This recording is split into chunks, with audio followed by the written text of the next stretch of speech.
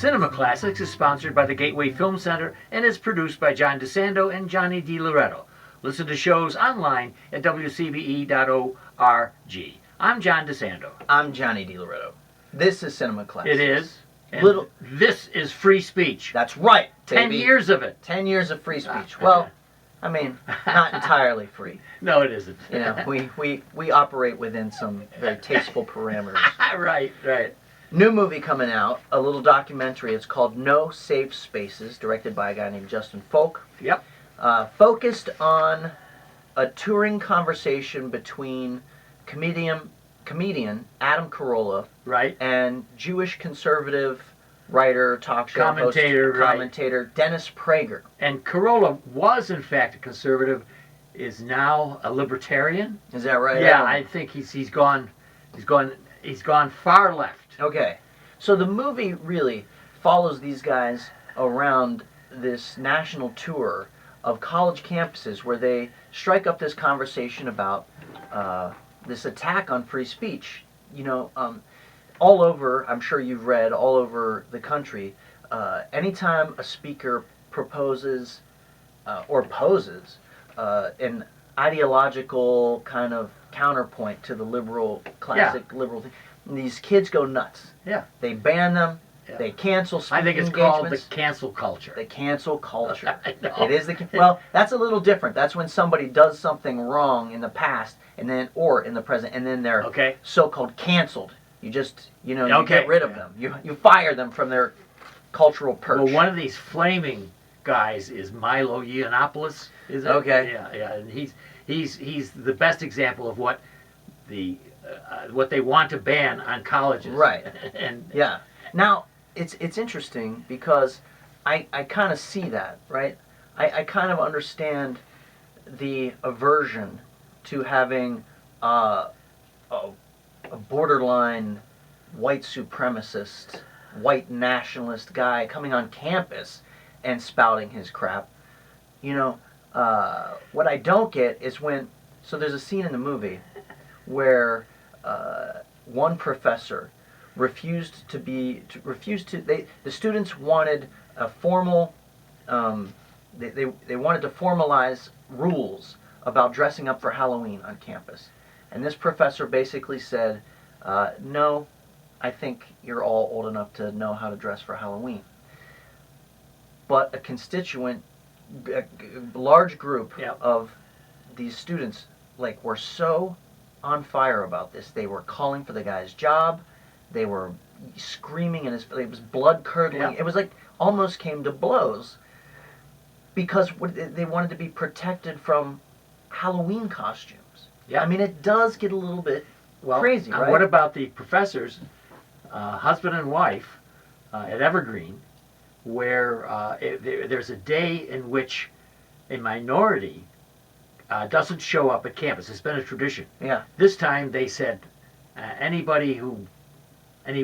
particularly any white members of the campus don't show up, and he objected to being told that he can't show up and shouldn't show up. So he lost his job. Eventually, he lost his job. So this business has taken such a bizarre turn that in a place, ironically, where you're supposed to learn other points of view, debate, and so on, it's completely the opposite.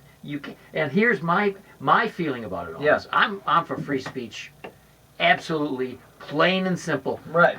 Anybody has a right to say whatever they want to say, in the proper context. Okay. And so for me, if you invite a group to campus and they have a long history of violent objection, okay, then I think you need to consider whether you will invite them. But that's about the only way I can feel that if you have a group here and a group there and they want to have a representative come and speak, why we shouldn't ban it unless there is a serious chance. Okay, well I got two things for you. You're waiting for me to shut up so you can... No, it's interesting. My free speech. Because, right, it's your free speech. I don't want to encroach upon it. You've been around on the college campus scene for quite a while. Yes. So this must look totally bizarre to you. Yes. This development. Yes.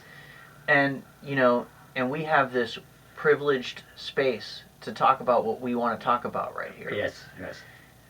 Do you know what other people, you know what the current culture would say to us, right? That we don't understand this from our spot of privilege, from our place of privilege. A couple of white guys. A couple of older white guys who have never experienced oppression. I would kind of, I don't know, I guess, I don't want to... Relatively speaking, we've had a charmed life. Right. Yeah. So that this is...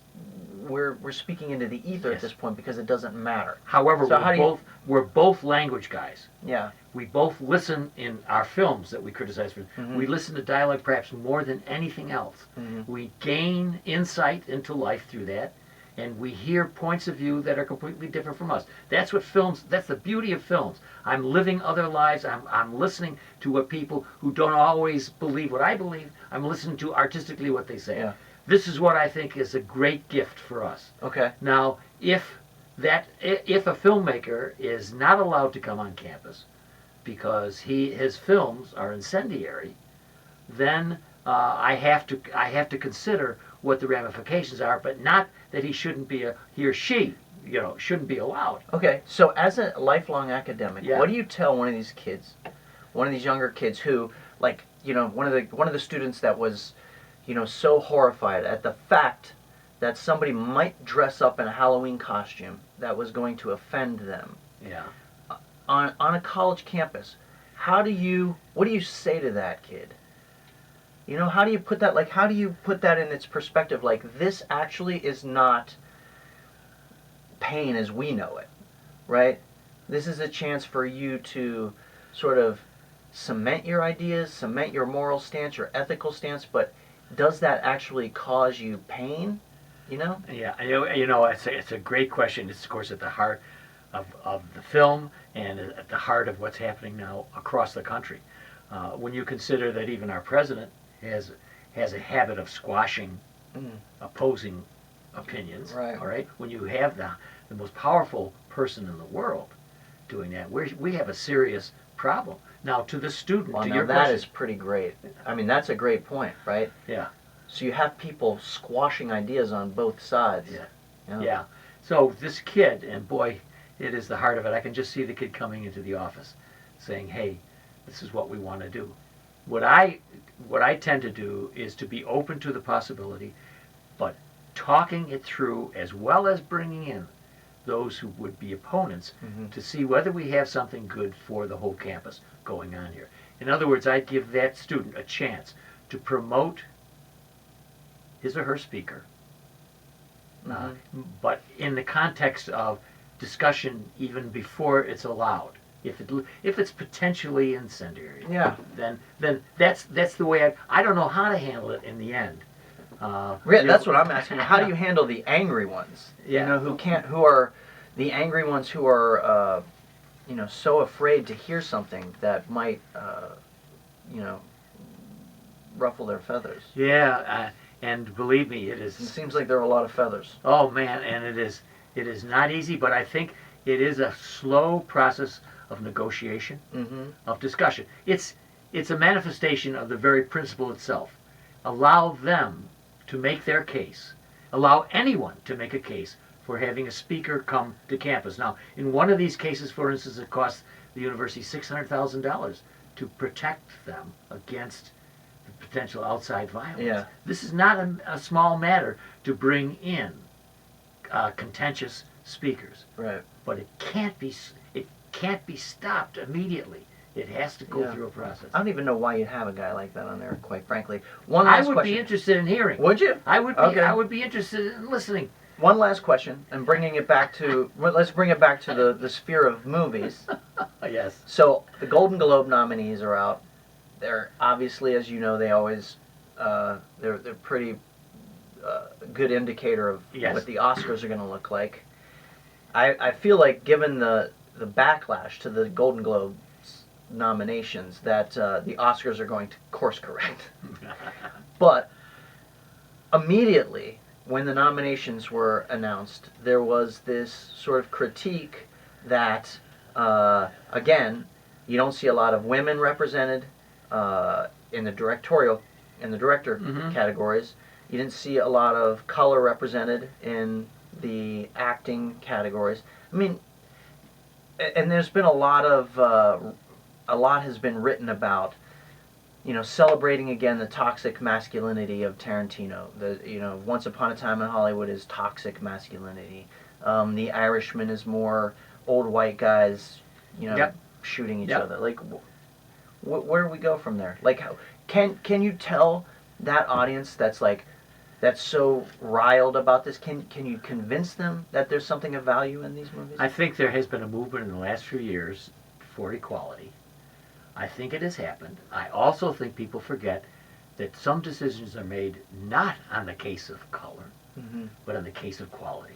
Yeah. And I think in many of the cases, the films that people would like to see aren't quite as good as the ones that they've nominated. I agree with you. I think you can't ask for nominations based on what what sort of demographic you fulfill. I do think that it becomes obvious that if we had more women behind the camera, if we had more women of color behind the camera, if we had more people of color behind the camera, making more movies, then I think you would see a larger crop of reflective nominees. Yes, and you're so right. And I think it begins at a very basic level where you offer these special people a chance.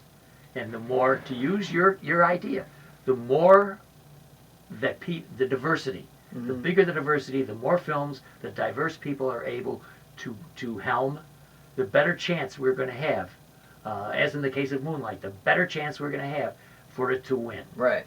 And I think that is interesting too, is, amidst all this hullabaloo about who hasn't been nominated this year, we forget all the awards that have gone to women and people of color in the past few years. Yes. Well, anyway, it's a slow evolution. It's glacial, but it's happening.